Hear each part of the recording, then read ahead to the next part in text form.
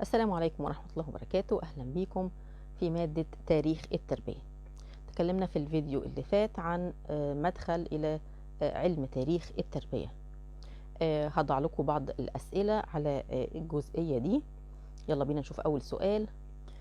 تناول بالشرح والتفسير مفهوم علم تاريخ التربية. يعني هنفسر معنى كلمة تاريخ ومعنى كلمة تربية ومعنى كلمة تاريخ التربية ومعنى كلمة علم. تاني سؤال يقولك ما هي أهمية دراسة تاريخ التربية؟ تالت سؤال تحدث عن مجالات علم تاريخ التربية. أسئلة صح وغلط. أول سؤال: دراسة تاريخ التعليم في الجامع الأزهر يقع ضمن مجال دراسة منطقة جغرافية، صح أم خطأ؟ الإجابة هتكون خطأ، هي تقع ضمن مؤسسات تعليمية تربوية. رقم 2: في دراسة تاريخ التربية تناول كافة عناصر النظام التعليم من مدخلات وعمليات ومخرجات. الإجابة صحيحة. 3: يمكن دراسة نظام تعليمي في فترة تاريخية معينة دون النظر إلى القوى والعوامل المؤثرة عليه. الإجابة هنا خاطئة، لابد من النظر إلى القوى والعوامل المؤثرة على النظام التعليمي. رقم 4: دراسة آراء أفلاطون التربوية تقع ضمن مجال دراسة القضايا التربوية. الإجابة هنا خطأ، تقع ضمن مجال الشخصيات. نيجي لأسئلة الاختياري. أول سؤال: مستوى من المستويات الدراسة التاريخية يتم فيه تعليل الواقع والأحداث والتنبؤ بالمستقبل. هل هو المؤرخ أم عالم التاريخ أم الفيلسوف؟ الإجابة هتكون الفيلسوف. رقم 2: أسلوب لدراسة تاريخ التربية يتم من خلاله تقسيم تاريخ التربية إلى مراحل أو فترات زمنية متتابعة مع توضيح الظواهر والعوامل التي سادت كل فترة من الفترات وأساليبها. هل هو أسلوب طولي أم عرضي أم سير الأشخاص؟ الإجابة الأسلوب العرضي. 3: علم يسهم في فهم المعلم العوامل المؤثرة للنظام التعليمي الحاضر في ضوء الماضي.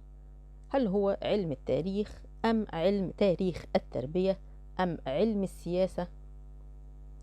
الإجابة هتكون علم تاريخ التربية. 4: تركز دراسة تاريخ التربية على استخلاص الحقائق أم سرد القصص أم سرد الأخبار أم جميع ما سبق؟ الإجابة هتكون جميع ما سبق. 5: دراسة آراء الإمام الغزالي التربوية تقع ضمن دراسة هل هي شخصيات تربوية أم قضايا وأفكار أم مؤسسات تعليمية؟ الإجابة شخصيات تربوية. 6: دراسة تاريخ التعليم في الجامع الأزهر يقع ضمن دراسة منطقة جغرافية أم مؤسسة تعليمية أم مهنة أو طبقة؟ الإجابة مؤسسة تعليمية. 7: من دراسة أو من أساليب دراسة علم تاريخ التربية الأسلوب العرضي، الأسلوب الطولي، سيرة الأشخاص، جميع ما سبق. الإجابة جميع ما سبق. 8: يتعلق مستوى فلسفة التاريخ كأحد مستويات الدراسات التاريخية. هل هو ماضي التاريخ أم وقائع التاريخ أم بماضي ووقائع التاريخ أم بالتنبؤ بما سيؤول إليه التاريخ؟ الإجابة التنبؤ بما سيؤول إليه التاريخ.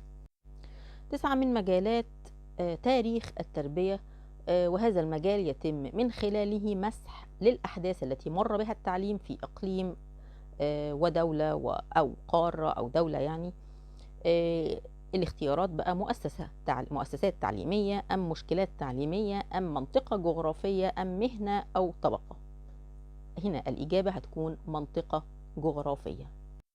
10: مجال من مجالات تاريخ التربية يتم من خلاله تناول حياة وآثار وأعمال الأفراد الذين كان لهم تأثيرا مباشرا على تطور التعليم إيجابيا أو سلبيا وكانت لهم بصمات واضحة. هل هي منطقة جغرافية أم مؤسسات تعليمية أم مهنة أو طبقة أم شخصيات تربوية وتعليمية؟ الإجابة شخصيات تربوية وتعليمية.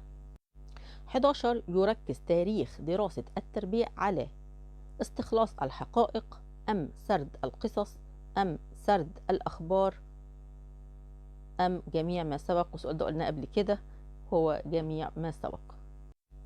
النهاردة إن شاء الله هنتكلم عن التربية عبر العصور، ومن خلالها هنتناول الفصل الأول وبيتكلم عن التربية في المجتمعات البدائية. ما المقصود بالمجتمعات البدائية؟ هم أقوام عاشوا آلاف السنين قبل الميلاد وقبل أن نعرف الكتابة ونسجل التاريخ، ويبدأ ما يسميه المؤرخون العصور التاريخية، ولكن لا تساعدنا المعلومات بالمادة اللازمة لمعرفة أفكار إنسان ما قبل التاريخ ولغته وقيمه ونظم تربيته.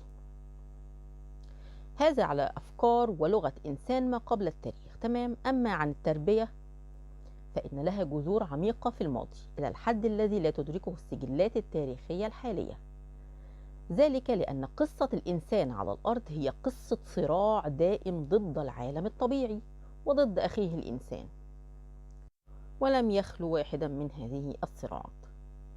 إذن هنقول مفهوم المجتمعات البدائية هي مجتمعات التي تعيش بعيدا عن التأثيرات الحضارية والتكنولوجية، وتتميز ببساطة نظامها الاجتماعي والاقتصادي والسياسي، وتعتمد على الصيد والجمع والزراعة البدائية للحصول على مواردها وتتبع العادات والتقاليد القديمة في تنظيم حياتها. تمام.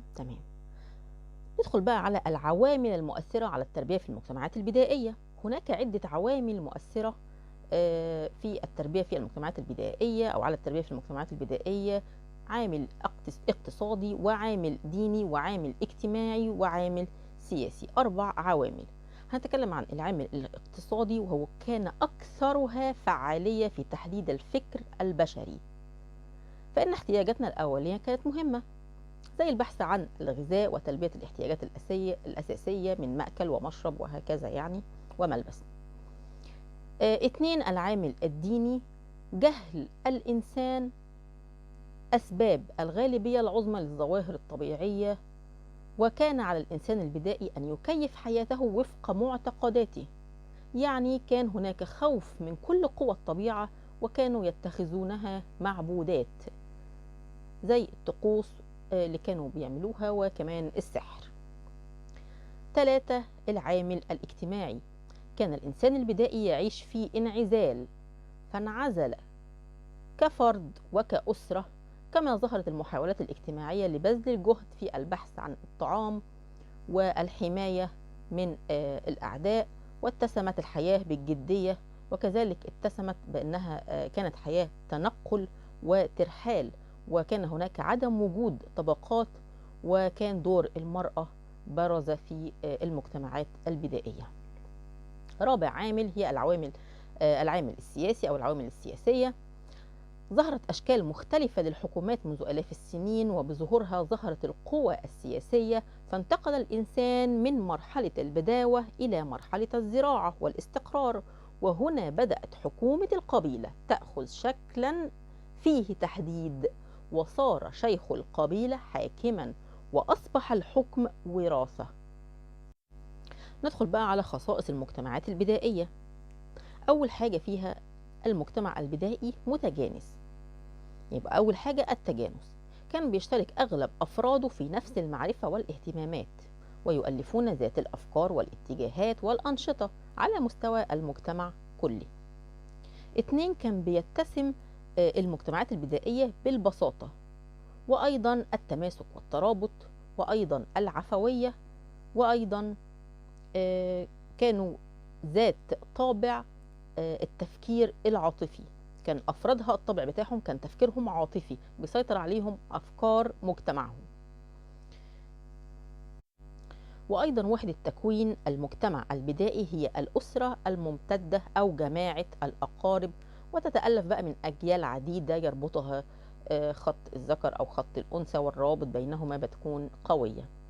وأيضا الثبات من ضمن الخصائص، والثقافة والمحدودية. نظرا لاحتياجات أفراده وارتباطهم بأفكار وقيم ومعتقدات وتقاليد واحدة وثابتة ومن الصعب تغييرها أو الخروج عنها. يبقى إذن من خصائص المجتمعات البدائية التجانس، البساطة، التماسك والترابط، العفوية، التقليدية، محدودية الاحتياجات والتفكير العاطفي والأسرة الممتدة والثبات والثقافة المحدودية. ندخل بقى على ملامح التربية البدائية أو السمات. الملامح هي السمات، السمات هي الملامح، عشان تكون الدنيا واضحة بالنسبة لكم. من أهم الملامح بقى ركزت بشكل أساسي على أن يقلد الناشئ عادات مجتمعه وطراز حياته تقليدا آليا خالصا، بمعنى أن التربية في المجتمعات البدائية في جوهرها تدريب تدريجي على المعتقدات والعادات والأعمال. تمام. 2. ملامح التربية في المجتمعات البدائية كانت لا تستلزم وقتا طويلا، لأن المعرفة في المجتمع البدائي أقل تخصصا، والمهارات المطلوب نقلها إلى الصغار كانت بسيطة وقليلة. يعني كان الولد بيقلد والده في الزراعة، فما كانش بيستلزم وقت طويل، وكمان التربية كانت بتتم مبكرا على مهارات محدودة وبسيطة، وبالتالي كان بينخرط الصغار في مجتمع الكبار بسرعة. بعد كده أو رقم 4، لا للقسوة والعقاب، ما كانش فيه قسوة ما كانش فيه عقاب. 5. التربية مستمرة. و6. التربية مرتبطة بالحياة. 7. الحرية.